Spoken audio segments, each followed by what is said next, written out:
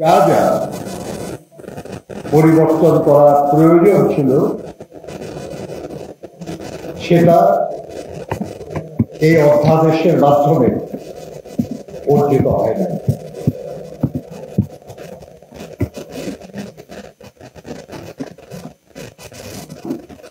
আমি শ্রমিক আন্দোলনের মানুষ, আপনারা জানেন আমাদের দেশে অনেকগুলি শ্রম আইন ছিল।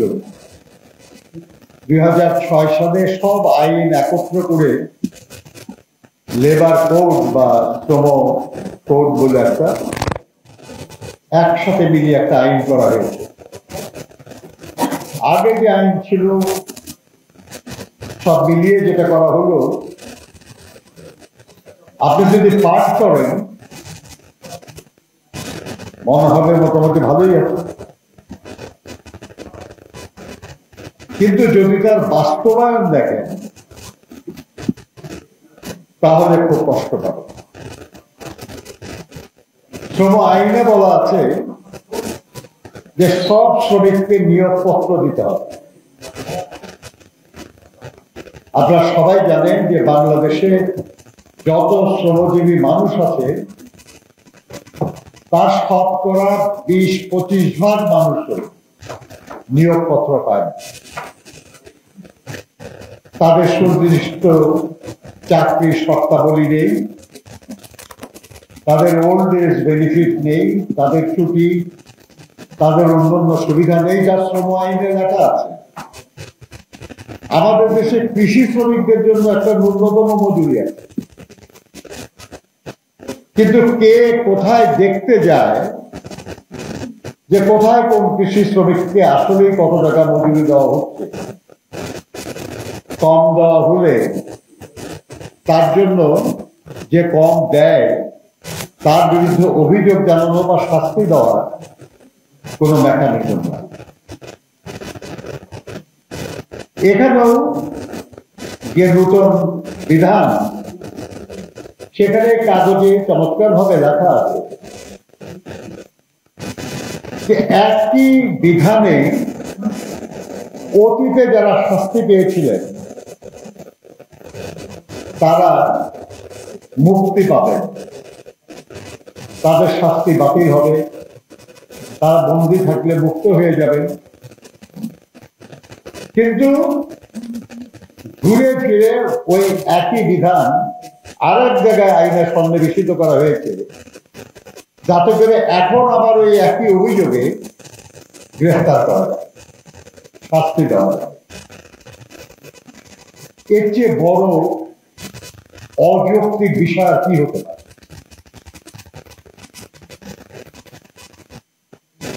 আপনার এখানে অনেকগুলি পয়েন্ট, অনেকগুলি ধারায় উল্লেখ করেই তারা বলেছেন।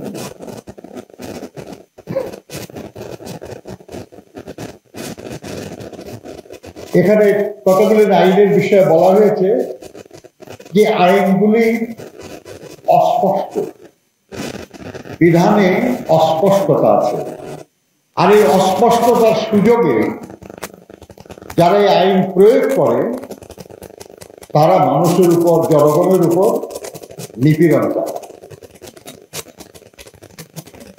1 নম্বর, যেসব আইনে শাস্তিপ্রাপ্তরা মুক্ত হলেন ওই ধরনের কোন বিধান নতুন আইন থেকে বাদ দিয়ে দেওয়া উচিত। এই দাবি যুক্তিসঙ্গত। এটাও যুক্তিসঙ্গত যে আইনে যদি কোনো অস্পষ্টতা থাকে এবং সে কারণে যদি জনগণ হয়রানির শিকার হয় তাহলে সে অস্পষ্টতা দূর করা যারা আইন করেছেন এটা তাদের কর্তব্য, তাদের করা উচিত। তারা অস্পষ্ট রেখে কিছু লোককে দুর্নীতি অনাচার করার, কিছু লোককে জুলুম করার সুযোগ দেবেন, এটা কোনো আইনের বিষয় হতে পারে।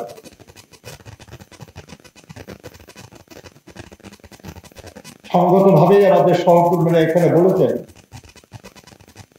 যে একটা আইন কার্যকর করার পরিপূর্ণ ক্ষমতা এমনকি সেটা কার্যকর করার জন্য যে কমিশন নিয়োগ করা হবে, সেই কমিশন নিয়োগ এবং সেই কমিশনের গঠন সব মিলিয়ে যদি এমন হয় যে শুধুই সরকার এই আইন প্রয়োগ করবে,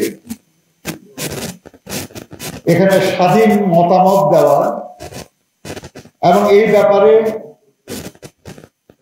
অন্যায় কিছু হলে সে অন্যায় উল্লেখ করা বা সেটা করতে বাধা দেওয়ার জন্য যোগ্য কোনো মানুষ থাকবে না, এটা গ্রহণযোগ্য।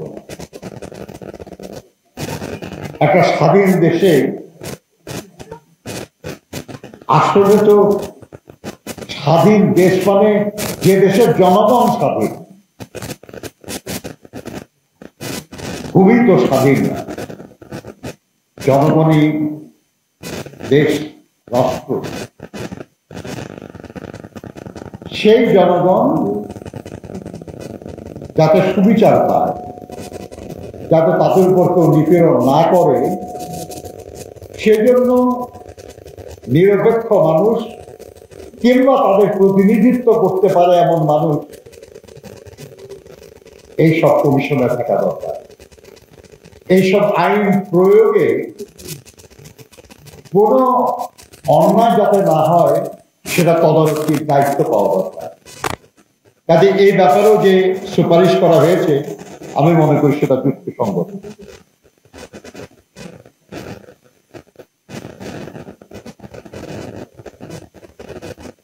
আমার কাছে একটা জিনিস মনে হয় আর কি, যে আমাদের দেশে জনগণের জন্য অনেক আইন আছে, আমাদের নারীদের জন্য অনেক আইন আছে, যুবকদের জন্য অনেক আইন আছে, শিশুদের জন্য অনেক আইন আছে, শ্রমিকদের জন্য অনেক আইন আছে।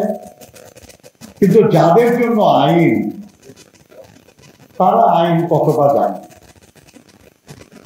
তারা আইন কতটা বোঝে, তারা আইনের কতটা সুফল ভোগ করতে পারে।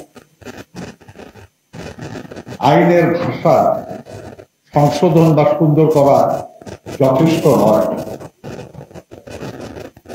আমি অনুরোধ করব, আমি একটা রাজনৈতিক দলের সঙ্গে যুক্ত, আরো অন্য যেসব রাজনৈতিক দল আছে আমরা সহ, এবং যেসব সামাজিক সংগঠনগুলি আছে, বিশেষ করে শ্রেণী পেশার মানুষের,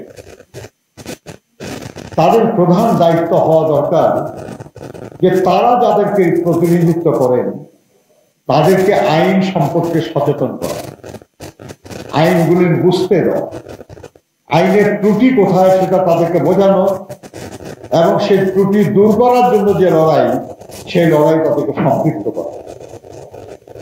যে অধিকার তারা আইনের মাধ্যমে অর্জন করেছে সেই অধিকার যেন তারা ভোগ করতে পারে, যে অধিকার পাওয়া যায় নাই সেই অধিকারের জন্য তারা লড়াই করতে পারে। এই কাজটা গুরুত্বপূর্ণ। আর না হলে আমরা আইন বদলাতে পারবো, আইনের ভাষা সুন্দর করতে পারবো, কিন্তু সাধারণ মানুষ সেই টিভিরেই থেকে যাবে যেখানে তারা আছে। আমি মনে করি আইনে আর একটা জিনিস থাকা দরকার, যেটা আমাদের দেশে সত্যি সত্যি আছে বলে অন্তত অনুভূত হয়। সেটা হলো যারা আইন প্রয়োগের দায়িত্বে, তারা যদি আইন প্রয়োগে কোনো ভুল করে, ইচ্ছাকৃত ভুল, এবং তারা যদি অন্যায়ভাবে আইনের ব্যত্যয় ঘটিয়ে জনগণের উপর নিপীড়ন চালায়, তাদের শাস্তির বিধান কোথায়?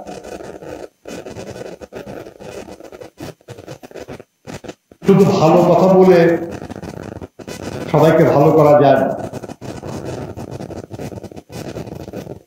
এমনকি মান্না ভাইরা সংস্কার কমিশনে আলাপ করছে, দেখলেন যে আমাদের যে সাংবিধানিক প্রতিষ্ঠান আমাদের যে সংবিধিবদ্ধ প্রতিষ্ঠানগুলি, বিশাল ক্ষমতার অধিকারী যারা, তাদের কি হয় তারা পদত্যাগ করে কিংবা তাদেরকে অবসর দেওয়া। কিন্তু একজন সাধারণ মানুষ একটা দেশের বা অন্য একটা মানুষের কতই বা ক্ষতি করতে পারে। কিন্তু যারা বড় বড় পদে বসে আছে, যারা বড় বড় দায়িত্ব পালন করছে, তারা তো এই দেশ এবং দেশের মানুষের অনেক বড় ক্ষতি করতে পারে। তাহলে এর প্রত্যেকটা প্রতিষ্ঠানের ব্যাপারে এই যে সুরক্ষা আইন, এইসব আইনের যারা কার্যকর করবে, প্রত্যেকটা ব্যাপারে যারাই ক্ষমতার অধিকারী হবে রাষ্ট্রের মাধ্যমে, তাদের প্রত্যেককে দায়বদ্ধ এবং জবাবদিহিতার আওতায় আনা। আর সে কারণে তারা যদি তাদের দায়িত্ব পালনে অবহেলা করে কিংবা অপরাধমূলক কোনো কাজে যুক্ত হয়, তাহলে তাদের জন্য শাস্তি হয়, সেই বিধানও যেন প্রত্যেক আইনে থাকে, এরকম একটা দাবি আমাদের থাকা দরকার। আর না হলে আইনের ভাষা যত সুন্দর করি, আমাদের যত আকাঙ্ক্ষা আমাদের আইনের কাগজ বলছি আমি, লিপিবদ্ধ করি, এর দ্বারা সাধারণ মানুষের কল্যাণ হবে। প্রিয় সহকর্মীরা, আমরা এই বাংলাদেশের মানুষ ভাষা আন্দোলনে জীবন দিয়েছি, সাহিত্য শাসন, 69-এর গণঅভ্যুত্থান, 71-এর মহান মুক্তিযুদ্ধ, 90-এর ছাত্র গণঅভ্যুত্থান এবং এই 24-এর জুলাই আগস্টের আন্দোলন গণঅভ্যুত্থান, অনেক জীবন দিয়েছে। মুক্তিযুদ্ধের লাখো মানুষ জীবন দিয়েছে, বিভিন্ন আন্দোলনে হাজার হাজার মানুষ জীবন দিয়েছে। জাতিসংঘের রিপোর্ট অনুযায়ী গত 15 বছরে 1700-ও বেশি মানুষ গুম হয়েছে।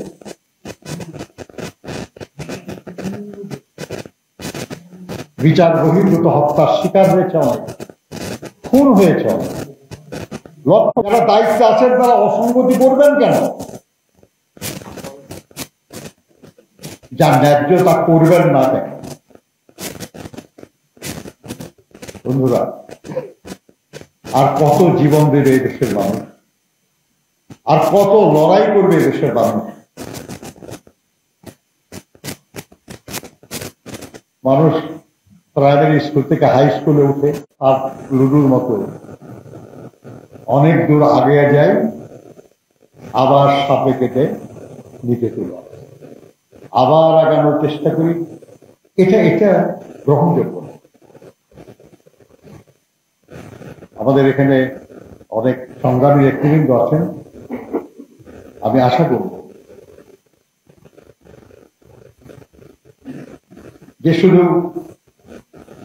এটা মজা যে বাংলাদেশে এখন সবচেয়ে গুরুত্বপূর্ণ যে কর্মকাণ্ড চলছে সেটা হলো ঐক্যমত্য কমিশনের কাজ।